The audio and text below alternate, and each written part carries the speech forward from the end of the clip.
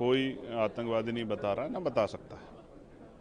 जिसकी जिस धर्म में धार्मिक आस्था है उसके आयोजन में उसको शामिल होना चाहिए। लेकिन विषय ये है जिसमें मैंने भी सवाल खड़ा किया है कि भाई गवर्नमेंट की पॉलिसी सबके लिए होनी चाहिए, उसको सबका ध्यान रखना चाहिए।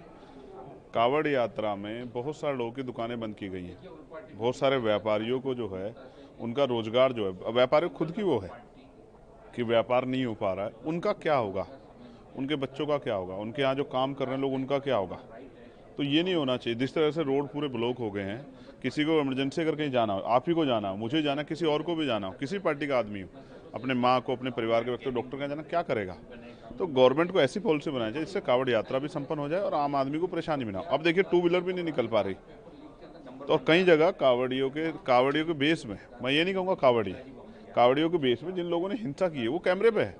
एक सीआरपीएफ के जवान को मारा गया। आप बताइए क्या ये सब ठीक है? किस आधार पे इसको जो है गवर्नमेंट डिनाई करेगी? तो ये सवाल है, इसका सवाल का जवाब सरकार को देना चाहिए। दूसरा, आज यहाँ ऑल पार्टी मीटिंग में बहुत सारे विषयों पर चर्चा हुई है, क्षेत्रीय मुद्दों पर चर्चा हुई है।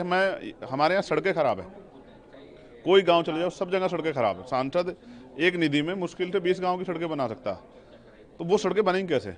हमारे यहाँ उत्तर प्रदेश में राज्य सरकार भारतीय जनता पार्टी की है, तो वो सरकार को क्यों निर्देशित नहीं करती कि वो सड़कें बनाएं?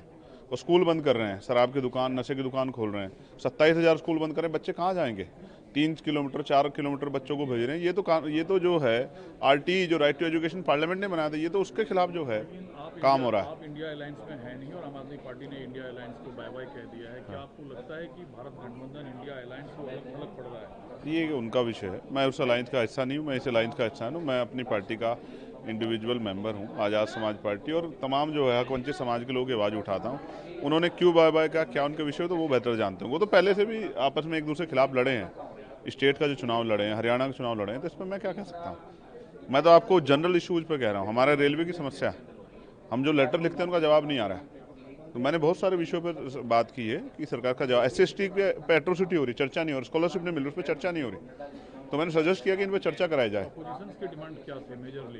देखिए मेजरली मैं फिर कह रहा हूँ, वो अपनी डिमांड स्वयं बता सकते हैं, लेकिन कुछ ऐसे विषय हैं जिन पे अपोजिशन चाहता है कि प्राइम मिनिस्टर आके जवाब दे। ये उनकी डिमांड, पहलगाम, ऑपरेशन सिंदूर, ये उनकी डिमांड्स हैं। लेकिन मैं ये कह रहा हूँ कि देश के अंदर जो है बुनियादी, ट्रंप को क्या अधिकार है सीज फायर पे इस तरह की स्टेटमेंट देने का? क्या हमारा देश कमजोर है? क्या हमारे प्राइम मिनिस्टर कमजोर है? क्या नहीं, ये सही नहीं है। हमारा देश मजबूत है।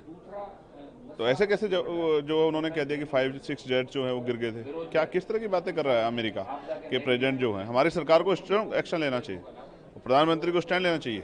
देश उनके साथ खड़ा है, आतंकवाद के मुद्दे पर देश उनके साथ खड़ा है, उनको स्टैंड लेना चाहिए। इस तरह की भाषा का कभी भारत इतना कमजोर नहीं था।